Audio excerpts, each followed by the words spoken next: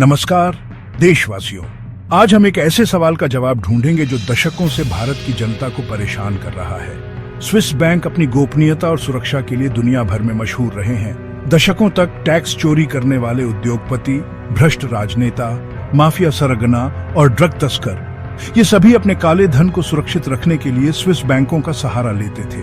लेकिन सवाल यह उठता है कि आखिर ये पैसा स्विस बैंक तक कैसे पहुंचता था? क्या स्विस बैंक वाकई काले धन का स्वर्ग थे? आइए विस्तार से समझते हैं कि स्विस बैंकों में काला धन रखने के लिए किन तरीकों का इस्तेमाल किया जाता था। दोस्तों, स्विस बैंक में काला धन छुपाने का सबसे पहला और आसान तरीका था नंबर अकाउंट्स। पहले स्विस बैंक नंबर अकाउंट्स की सुविधा देते थे। इसमें खाता धारक का नाम बैंक रिकॉर्ड में नहीं लिखा जाता था, बल्कि एक कोड या नंबर दिया जाता था। मतलब साफ है, आपका नाम, पता, पहचान कुछ भी रिकॉर्ड में नहीं। अब जाहिर सी बात है, जब नाम ही नहीं होगा तो किसी को कैसे पता चलेगा कि पैसा किसका है? ये नंबर अकाउंट्स काले धन को छुपाने का सबसे बड़ा हथियार थे। क्या भारत सरकार को इन नंबर अकाउंट्स के बारे में कुछ नहीं पता था? क्या ये नंबर अकाउंट्स हमेशा के लिए रहस्य बने रहेंगे? नंबर अकाउंट्स के अलावा काला धन छुपाने का एक और तरीका था शेल कंपनियां। ये शेल कंपनियां असल में कुछ होती नहीं थी, सिर्फ कागजों पर होती थी। इनका कोई असली बिजनेस नहीं होता था, कोई कर्मचारी नहीं होता था, बस एक नाम होता था और एक पता। इन शेल कंपनियों के जरिए स्विस बैंक में खाते खोले जाते थे और काला धन जमा कर दिया जाता था। ट्रस्ट भी काला धन छुपाने का एक और हथियार थे। ट्रस्ट के नाम पर प्रॉपर्टी, शेयर, बॉन्ड खरीदे जाते थे और असली मालिक का नाम गुप्त रखा जाता था। क्या भारत सरकार इन शेल कंपनियों और ट्रस्ट का भंडाफोड़ कर पाई? क्या इस काले धन का पता लगाया जा सका?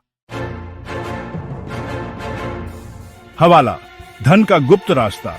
दोस्तों, काला धन स्विस बैंक तक पहुंचाने का एक और तरीका था हवाला। हवाला एक गैरकानूनी धन लेन देन की प्रणाली है जिसे खासकर भारत, पाकिस्तान, दुबई और अन्य एशियाई देशों में उपयोग किया जाता है। इसमें बिना किसी बैंकिंग चैनल के, बिना किसी रिकॉर्ड के एक देश से दूसरे देश पैसा पहुंचाया जाता है। हवाला ऑपरेटर का नेटवर्क बहुत बड़ा होता है और वो गुप्त कोड और विश्वास के आधार पर काम करते हैं। काला धन रखने वाला व्यक्ति हवाला ऑपरेटर को अपने देश में पैसे देता है और हवाला ऑपरेटर अपने एजेंट के जरिए स्विट्जरलैंड में उसके खाते में पैसे ट्रांसफर कर देता है। इसमें कोई बैंकिंग ट्रांजैक्शन नहीं होता, कोई रिकॉर्ड नहीं होता, इसलिए इसे ट्रैक करना लगभग नामुमकिन होता है। आर्ट और गोल्ड, काले धन का चमकदार रूप।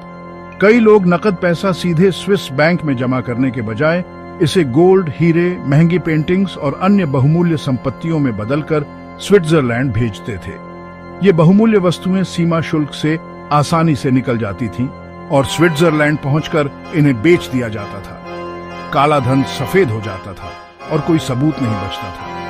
आर्ट और एंटीक की दुनिया में तो काले धन का जमकर खेल खेला जाता था। करोड़ों अरबों की पेंटिंग्स खरीदी जाती थीं और उनके असली दाम छुपाकर स्विस बैंक में रखे जाते थे।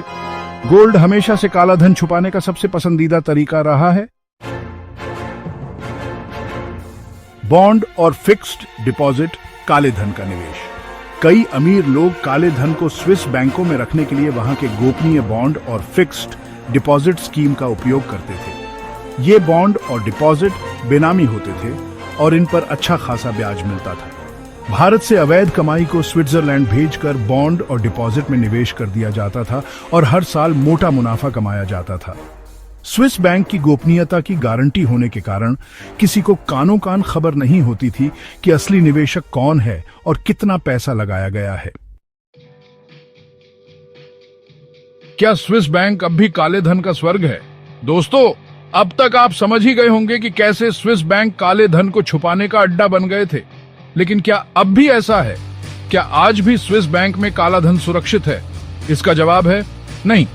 2014 के बाद से स्विट्जरलैंड ने अपने नियमों को बहुत सख्त कर दिया है। अब नंबर अकाउंट्स बंद कर दिए गए हैं। केवाईसी और धन के स्रोत की सख्त जांच की जाती है। भारत और अन्य देशों को खाता धारकों की जानकारी दी जा रही है। ऑटोमेटिक डेटा शेयरिंग AEOI के तहत हर साल डेटा एक्सचेंज किया जाता है। स्विस बैंक अब टैक्स हेवन की बजाय सिर्फ कानूनी निवेश के लिए इस्तेमाल किए जा रहे हैं। लेकिन इसका मतलब ये नहीं कि काला धन पूरी तरह से खत्म हो गया है।